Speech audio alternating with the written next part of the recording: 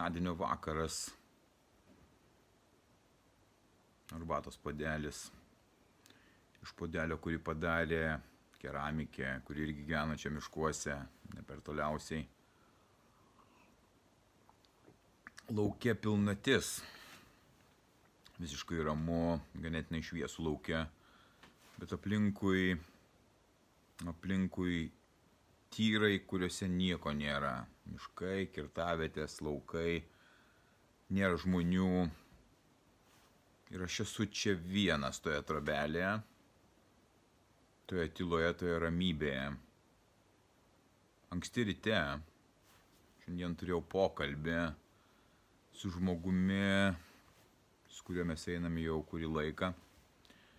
Ir jis tuo metu buvo netoli ledynų, išvykęs į savo kelionę, kuri susijusi su verslu. Kalbėjomės, man žiūrint pro langą į tuos tolius savo miškų, savo žemės, savo tos aplinkos aplink trobelę. Jisai buvo ten prie ledynų. Pokalbis prasidėjo apie verslus, kuriuos jisai ten perka, kuriuos jis tyrinėja, kur ruošiasi dar vienam žingsniui gyvenime, finansiniam labai stipriam ir įdomiam greičiausiai jam. Pokalbis pamažu keitėsi nuo kokių tikslų, kokių siekių yra su tuo verslu, apie dabartinę situaciją, kaip kiekvienais metais, artimiausius kelis metus, kiek ten kas turi augti. Man klausantis tų pokalbių, viduje tokia tuštuma. Jautėsi ta tuštuma, jaučiau tą tuštumą iš to pačio žmogaus, su kuriuo bendravau. Kol perėjom nuo verslo prie gyvenimo, apie ką tas gyvenimas, apie vaikus, kurie yra šeimose, jo šeimoje, apie mano vaikus, kuriuos aš turiu savo tokioje šeimoje, apie mūsų sielos poreikius gyvenime, apie mūsų pačių kaip žmonių poreikius, nuo kažkokių aukštumų verslų prie paprastų dalykų. Ir po gan ilgo pokalbio jis man pasakė tokį dalyką, kad Dariau, tu esi mano sielos gydytojas. Tie žodžiai patvirtina tai, ką aš turbūt jaučiau ir pats savo. Dvasinis skausmas, kuriame aš buvau, ieškojau atsakymų tam. Tas dvasinis skausmas, tai mano sielos šauksmas, kad gyvenau gyvenimą, kuris buvo ne mano, ne apie mane. Ir man labai skaudėjo. Man skaudėjo, nes nesupratau, kodėl aš taip gyvenu, ką aš čia darau, kas yra neteisinga, nes iš esmės buvau aklas. Realiai yra aklas ir kurčias. Ir aš lygiai taip pat matau tuos žmonės, kuriems aš padedu eiti, jie akli ir kurti ir jiems labai skauda. Jie užsidengia įvairiom kaukiam, kaip ir greičiausiai tu užsidengi tom kaukiam, norėdamas paslėpti tą savo skausmą, lyg tai rūpesčiai, lyg tai verslai kažkokie tai. Ir nepastebi savo sielos poreikių, kogi iš tikro mums reikia. Ir aš leidžiu prisiliesti savo mokiniams, tiems žmonėms, kurie eina kartu su manimi, prie kitos pasaulio pusės, prie kito gyvenimo, prie to, ko jie nemato, kur jie pradeda atsisukti vis dėlto į savo poreikius. Ir beveik visais atvejais, nesvarbu kokio turtingumo tie žmonės, yra labai turtingų žmonių, kurie eina kartu su manimi, ir yra labai neturtingų žmonių. Poreikiai yra sielos poreikiai. Ir jeigu jie netitinka, visur yra dvasinis skausmas. Tie, kurie neturi pinigų žmonės, jie įsivaizduoja, kad pinigai gali pakeisti tą dvasinį skausmą, užpildyti ir tenais atsirast kažkas tai tokio, kas išsprendžia jų rūpesčius. Ir pasirodo, kad to nėra, nes aš galiu lyginti skirtingas situacijas, nes aš pats gyvenime buvau skirtingose situacijose ir turėdamas pinigų užtektinai ir daug, ir neturėdamas jų visiškai. Pinigai neužpildo to, bet skausmas dvasinis yra tiek ten, tiek ten. Gal tik tai yra patogiau kentėti, kai tu turi pinigų, čia akivaizdu, kad taip yra, bet skausmas tas pats ir jisai labai sunkus. Skausmas ir sielos poreikiai. Ir daugeliu atveju tiem žmonėms reikia labai mažai. Jie turi labai daug ir jiems atrodo, kad reikia labai daug, bet sielai pačiai nereikia to, kas yra materialaus ir kūriama pastoviai ir paskęstama tenais. Siela reikia kitokių iššūkių ir kiekvieno žmogaus sielos ta kelionė yra skirtinga ir poreikiai yra skirtingi. Galbūt aštrumai tam gyvenime, dramos reikalingos tai sielai, kad jinai gyva būtų, kad jinai pasirinkimo turėtų taip gyventi. Nėra vienreikšmiško atsakymo. Bet kažkokiu būdu aš išmokau per tai, kas yra apčiuopiama šitame gyvenime, susitvarkyti savo sielos skausmą, savo sielos poreikius ir esu nurimęs tame. Gyvenimas atvedė mane ten, kur aš turiu būti. Ir man duoda tiek, kiek man reikia. Man neduoda daugiau. Man nereikia daugiau. Ir apie sielos tos poreikius aš išgirstu iš žmonių, kuriems aš padedu eiti, per paskutinės 2 savaitės tokių įdomių pasiūlymų. Jie geranoriškai tai sako, Dariau, tau reikia ten reklamuotis, tau reikia daugiau, kad žmonių būtų. Ir jie siūlo tuos standartinius sprendimus, kuriuos pritaiko savo versluose, savo gyvenime, turi didžiulius verslus, milijoninius verslus, ir jie man siūlo, kad reikėtų tau tą padaryti. Ir vidinis jausmas labai aiškiai man jau seniai šitą pasakė, tai ne mano kelias, tai ne mano sielos kelias eiti į komerciją ir daryti cirkus, kad daugiau žmonių sekėjų būtų, kad daugiau kažko tai būtų. Tai aš jaučiu ir labai aiškiai pasakiau, ne, man užtenka to, kiek yra, ir jeigu žmogui duota prisilies prie tos informacijos, per mane, kad ir per mane, tai tiek ir užtenka. Ne per reklamą jį man atveda ir nė vienos reklamos niekada nemokėjau ir nemokėsiu, todėl kad nejaučiu, kad tai yra teisinga.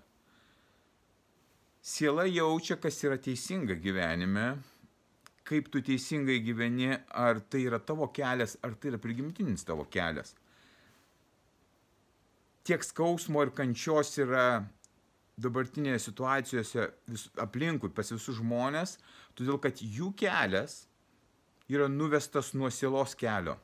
Yra dirbtinai sukurta, paklydę žmonės, nežino kur eiti, nežino net ką atsiremti. Ir tas pasakymas, kad aš gydau sielą, jisai iš tikro gal skamba labai taip gal grėsmingai, bet iš esmės mes turim gydyti savo sielą nuo to, kas vyksta aplinkui. Matau tą perteklių tų žmonių ir jie persisotinė viskuo. Ir mano kelionė yra labai paprasta šitame gyvenime, dabar jinai labai kukli ir aš stengiuosi maksimaliai tą kuklumą eiti, nors noriu susikurti paprastas sąlygas gyvenimui, gražiai tiek, ką aš galiu pats savo rankomis pasidaryti ir mėgautis tuo kuklumu ir paprastumu. Gyvenimas mane apriboja, pas mane nėra jokių prekybos centrų, jokių parduotuvių, jokių trukdžių ir padeda tai mano sielai gyti. Kai tu gyveni mieste, tose pastoviuose dirgikliuose, pastoviai žyba, kažko tau norisi, reikia, tave įtraukia į tą iliuzinį pasaulį, kuris atrodo, kad lyg tai toks, bet iš tikrųjų jis nepanaikina to tavo skausmo ar to liūdesio, tiek depresijos dėl to aplinkui, tiek nerimo, tiek visokios baimės, tokio nematymo ateities. O žinai, aš ateitį matau ir labai ją gražią matau, perėjimus iš vieno gyvenimo į kitus gyvenimus.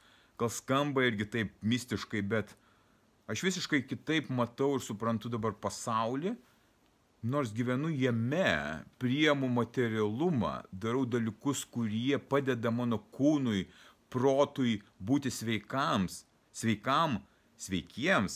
o sielai eiti savo keliu. Per sportą, per maistą, per apribojimus, per minčių švarą, per vizijos matymą, per energijos nukreipimą ten, kur aš noriu, ką aš noriu sukurti, ėjimas savo keliu, savo sistemos sukūrimas man duoda tą gyvybę, kurią aš turiu, kurios beveik niekas neturi.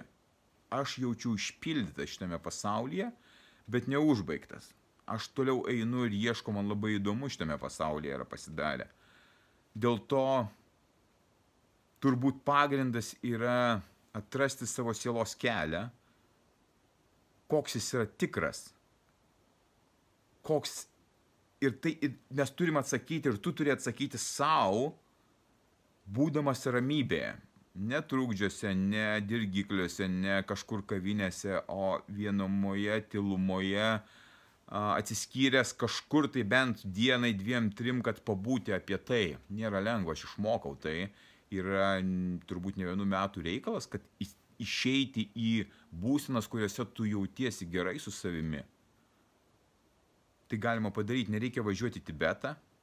Dar vienas komentaras buvo, man padėkojo žmogus, kur nei nuotraukos nieko nėra, net nesuprantu apie ką, ir čia kažkur tai kažkas susikūręs dirbtinai ar kas, nesuprantu, kad mums nereikia svetimų religijų, mums nereikia svetimų tiesų, mums nereikia iš rytų kažkokių tai mąstymo atėjusių, mes iš tikrųjų turim viską čia. Aš iš tikrųjų apie tai ir kalbu, kad aš atradau ne per om sakymą, ne per jogą, ne per kažką tai, o per tą buvimą čia, suvokimą šitos žemės, kurioje aš esu, ir per paprastus dalykus. Sportas, mityba, minčių švara ir visi atsakymai, kurie buvo reikalingi tuo momentu, man atėjo. Aš turiu daugiau klausimų ir aš einu. Tu gali tai padaryti pats, savo jėgomis. Tau reikia tik tai užblokuoti informaciją, kuri tau trukdo išgirsti ir suprasti, nusimti tos lukštus. Yra nemažas tas procesas suvokimo, tos sąmonės, sąmoningo tokio suvokimo apie tai, kaip tu gyveni, kaip tu nori jaustis, kaip tu norėtum atrodyti gyvenime iš visų perspektyvų. Ir tai yra tavo sielos poreikiai. Kai jie yra patenkinami, tu gyvenime spindi, tu gyvenime užpildytas, tu gyvenime gyveni gyvenimą. Kitu atveju yra iliuzija gyvenimo, skausmas ir ėjimas pas psichologus, vaistų vartojimas negali to išspręsti, nes tai yra neišsprendžiama tokiu būdu. Akivaizdžiai tai pamačiau, mane gydė gamta, mane gydė vienatvė, mane gydė švara, minčių švara, fizinė švara, moralinis, dorovinis kodeksas. Daug dar yra ką veikti, bet tai man padėjo išeiti ten, kur aš dabar esu. Mėgaujuosi kiekvieną akimirką tokio gyvenimo, dalinuosi su kitais žmonėmis, padedu jiems atrasti savo gyvenimo kelią, sielos kelią, kiek leidžia jų sąmonė. Tu gali tai padaryti vienas, gali pasikviesti pagalbą mane ar kažką tai kitą ir ieškoti. Tai yra svarbiausias tavo darbas šitoje kelionėje, šitoje žemėje, rasti tos atsakymus, ieškoti, klausti. Nes kitaip gyvenimas yra apie nieką. Jis neturi nei prasmės, nei grožio, nei stiprumo, nei ryškumo, nei atradimų, nieko. Tiesiog egzistuoji, pajungtas prie kažkokių tai sistemų, kurios tiesiog duoda tau kvėpuot, pavalgyti ir stogą virš galvos ir tiek žinių, bet gyvenimas gerokai įdomesnis. Ir jausmas vidinis, pasitenkinimas tuo, kas ateina iš vidaus, yra nepalyginamas tais instinktais, kuriuos tu tenkini dabar paprastam tam primityviam lygmenyje. Penktadienio vakaras, pilnatis, rytdiena ateina, nauja diena kuriasi ir nugyvenau šiandieną gražiai, žinodamas, ką darau, ko noriu, mėgaudamasis tuo, kas aplinkui yra. Mano siela džiaugiasi, o ar tavo siela džiaugiasi? Jei ne, ieškok atsakymų. Būk stiprus.